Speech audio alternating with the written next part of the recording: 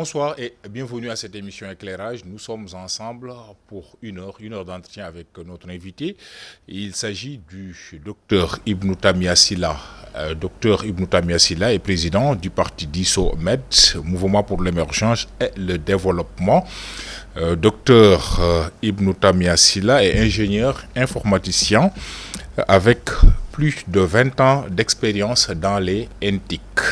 Il fait partie, docteur Tamia Sylla, du comité technique du Wi-Fi, expert de la technologie Internet of Things. Docteur et acteur politique, c'est sur la base de tous ces titres que nous vous souhaitons la bienvenue, tout en vous présentant nos meilleurs vœux à l'image des Sénégalais qui nous regardent ce soir à travers cette émission Éclairage, puisque c'est la toute première émission du nouvel an, l'année 2020. Docteur, bienvenue et bonne et heureuse année. Merci beaucoup, Bamba, et je vous souhaite une bonne et heureuse année à vous et à vos téléspectateurs et ainsi qu'à tous vos collaborateurs. Et c'est vraiment un honneur pour moi d'être le tout premier invité de cette année, de cette émission. Très bien. Le tout premier invité de l'an 2020 dans Éclairage, une invitation qui intervient dans un contexte au plan politique, au plan économique et à la fois social, puisque nous sortons du message de fin d'année du chef de l'État, le président de la République, Macky Sall. Et dans ce message, quand même, il y a eu plusieurs articulations. Le contexte, nous y restons, c'est un contexte quand même de surchauffement du secteur social, avec notamment ces manifestations qui continuent contre la hausse de l'électricité. D'abord, disons la hausse qui a été justifiée par le chef de l'État, qui dit que l'idée, c'est de pouvoir permettre à tous les Sénégalais d'accéder à l'électricité, en plus du fait que cette hausse n'est pas généralisée. Il n'y a que certains consommateurs ou certains usagers qui sont concernés. Vous, en tant qu'acteur politique, acteur social, en tant que père de famille, j'ai envie de dire, comment est-ce que vous appréciez cette hausse sur la base de l'argumentaire donné par le chef de l'État, le président Macky Sall? Merci, Bamba. On va même d'aborder ce phénomène de la hausse du prix de l'électricité. Je voudrais revenir un tout petit peu en arrière pour dire que j'ai suivi le discours du chef de l'État. Et je pense qu'il y a beaucoup de points de non-dits et ça m'a laissé un goût de quelque chose d'inachevé. C'est-à-dire il y avait des points sur lesquels on l'attendait là-bas et qu'il a esquivé. Vos attentes ne sont pas satisfaites? Absolument pas. Et je pense que la plupart, beaucoup de Sénégalais d'ailleurs. Mais là, pour venir au prix de l'électricité, le coût de l'électricité, je pense qu'il faut d'abord voir en cette hausse une certaine irresponsabilité de notre classe politique. Pourquoi je dis ça? Parce que il y a quelques années de cela, 2 ou 3 ans de cela, que le président et ainsi que son ministre d'alors et son directeur général de la Sénélec d'alors ont dit qu'il n'allait jamais augmenter le prix de l'électricité, que maintenant ça allait aller en baissant. Et je pense que c'était faire preuve de responsabilité, parce que quand vous observez aujourd'hui l'électricité au Sénégal, les intrants de l'électricité, de la production de l'électricité au Sénégal, sont sur la base du pétrole.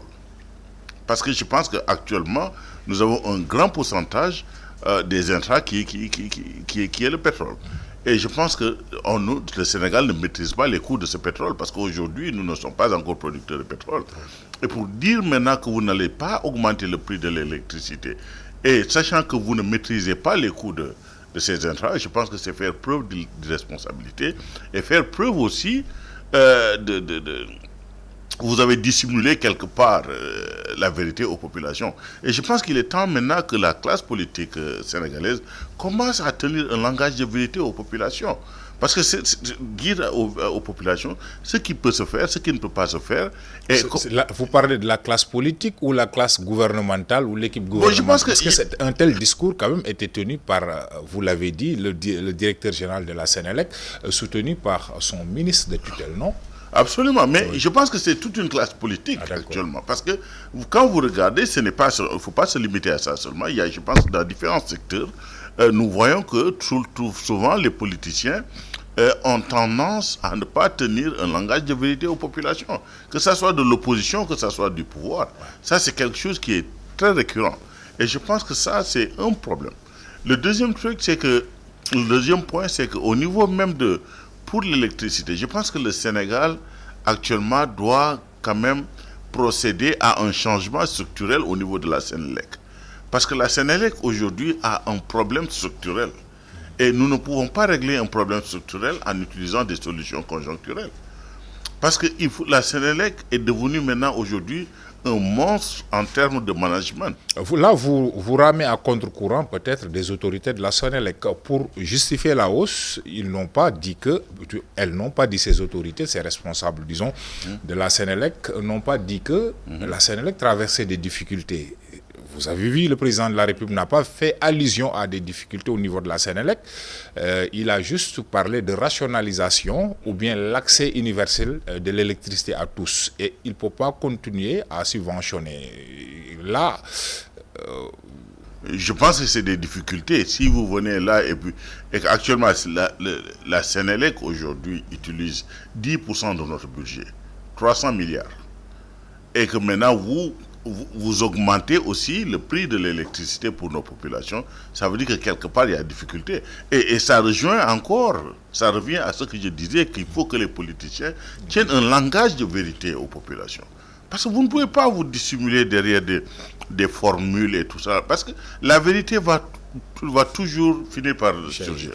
Donc il faut tenir un langage de vérité. Mais ce que je veux dire aujourd'hui, la Sénélec a besoin de solutions structurelles. Et que maintenant, si vous regardez la Sénélec du point de vue plus managérial, n'importe quel PDG que vous emmenez au niveau de la Sénélec va traverser des zones de turbulence assez mouvementées. Parce que la Sénélec en tant que telle est devenue un monstre. Je pense qu'on veut faire jouer à la Sénélec 3 domaines de compétences qui sont vraiment faramineux. Parce que vous avez la production énergétique, vous avez le transport de l'énergie et vous avez aussi l'interface entre les clients et puis la compagnie. Donc ça fait que normalement, en termes de management, on devait diviser la Sénélec en 3 compagnies distinctes. Et chaque compagnie jouant un rôle dans un domaine bien précis. C'est-à-dire que la production énergétique, le transport de l'énergie et la distribution, l'interface avec les clients. Et ça va faciliter maintenant une baisse du coût de l'électricité et une baisse aussi du coût des services pour les consommateurs. Que répondez-vous à ceux-là qui pensent qu'au niveau de la Sénélec, il faut casser le monopole, la création peut-être d'autres unités concurrentielles qui pourraient certainement avoir des conséquences plus positives sur le vécu des Sénégalais et des usagers. Vous pensez que l'ouverture à la concurrence peut être une bonne affaire? Non, je ne pense pas que, parce que aujourd'hui, je ne pense pas que le Sénégal soit à un point où vraiment on puisse privatiser l'électricité ou bien au point où on peut laisser quand même les privés quand même gérer ce secteur-là. À mon avis, ce qu'on devait faire, au niveau de la production d'électricité, on devait créer une compagnie qui va se focaliser sur la production de l'électricité. Et maintenant, cette compagnie pourra faire des appels d'offres à des privés qui pourront lui fournir l'électricité à un prix beaucoup plus compétitif. Et là, ça va au moins éviter à l'État d'investir son propre argent dans les infrastructures de production d'énergie. Je pense que maintenant, c'est ça même qu'il faut. Une compétition peut se faire, mais c'est-à-dire sous le contrôle même de l'État. Parce qu'il serait quand même assez aventurier de privatiser tout le secteur de la production d'énergie. Et qu'en est-il maintenant des arguments que le chef de l'État a donnés, disons, l'accès de l'énergie à tous, l'accès universel à l'énergie? C'est un argument quand même qu'on peut tenir en compte dans ce contexte où le monde rural souffre quand même de l'inexistence de l'électricité. Oui, absolument. Je suis d'accord avec lui sur ce point qu'aujourd'hui, nous devons garantir à tous les citoyens sénégalais l'accès à l'électricité. Mais maintenant, à quel prix? et comment faire ça d'une manière beaucoup plus efficace. Je pense que c'est ça maintenant l'objectif, c'est là où le gouvernement doit se focaliser. Mais oui, nous sommes d'accord que tous les Sénégalais, tous les citoyens doivent avoir un accès quand même à l'électricité. En 2020, je pense que c'est un droit quand même pour tous les citoyens sénégalais. Alors, l'autre aspect ou l'une des conséquences de cette mesure, nous l'avons dit, c'est une série de manifestations avec ce collectif No Lank No Bagne, dont certains membres déjà sont en prison, même s'il y en a quelques-uns qui ont été libérés. Et là, je crois que beaucoup d'observateurs, en tout cas, se voient renvoyer à ce qu'on appelle la liberté d'expression. Des jeunes qui ont été interpellés alors qu'ils manifestaient devant les grilles du palais. Et là-dessus, quand même, le chef de l'État interpellé sur la question lors de son face-à-face avec des journalistes, après son discours de fin d'année, a semblé supposer que des manifestations devant les grilles d'un palais n'existent nulle part dans le monde. Vous, comment vous appréciez quand même ces interpellations et là-dessus, la réaction du chef de l'État interpellé sur cette question? Non, je pense que le chef de l'État, par exemple, a dû certainement oublier qu'au lendemain du naufrage du Joola, que les gens s'étaient montrés au niveau des grilles du palais pour manifester là-bas. Et c'était du temps d'Abdoulaye Wade. Et je pense qu'en ce moment, lui-même, il faisait partie de l'attelage gouvernemental en ce moment-là. Et aujourd'hui, si vous parcourez le monde, vous allez trouver tout le temps des manifestants qui sont là devant les palais quand vous partez aux États-Unis. Je pense que les manifestants, qu'on manifeste dans une démocratie, est un dû. C'est-à-dire, je pense qu'on ne peut pas empêcher les citoyens de manifester. Bon, maintenant, si quelqu'un manifeste devant les grilles du palais et que maintenant, et que les choses dérapent, on peut s'attendre à des arrestations. Mais je ne pense pas que ces arrestations puissent conduire quand même à des gardes à vue illimités. Déjà, c'est pour quelques heures, ou bien 1 heure ou 2 heures de temps. La situation de Guy Marius Sagna et compagnie, qui sont encore en prison, et même leur emprisonnement, entraîne d'autres arrestations. Vous dites quoi par rapport à de telles situations? Non, c'est ce que je vous disais tout à l'heure, Banba. Quand vous manifestez devant le palais, ok, on s'attend à ce qu'il y ait des fois des dérapages, des fois. Et que quand il y a des dérapages, il faut qu'il y ait des arrestations pour apaiser la situation, et puis bon, tout le monde rentre à la maison. Bon, mais garder Guy Marius Sagna pour des jours et voire des mois, je pense que c'est un peu avoir la main lourde.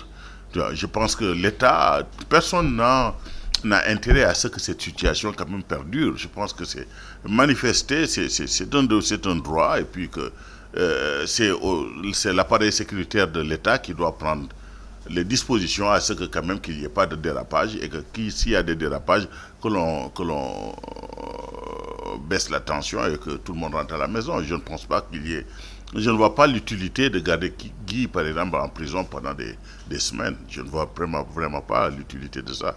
Docteur Tamia Sylla, en fermant cette parenthèse consacrée à la hausse du prix de l'électricité, vous disiez à l'entame, quand la question a été agitée, que vous n'êtes pas, vos attentes n'ont pas été prises en compte après ou dans ce message du chef de l'État. Vous attendez le chef de l'État sur quoi, en dehors de ces questions relatives, en tout cas, à l'électricité en hausse, entre autres? Vous savez, dans le discours du chef de l'État, vous allez, quand vous l'écoutiez, vous avez entendu, par exemple, le cadre de vie, beaucoup de concepts qui ont été agités. Mais ce sont des concepts que le chef de l'État, il nous avait servi ça l'année dernière, mais aussi... Mais la répétition aussi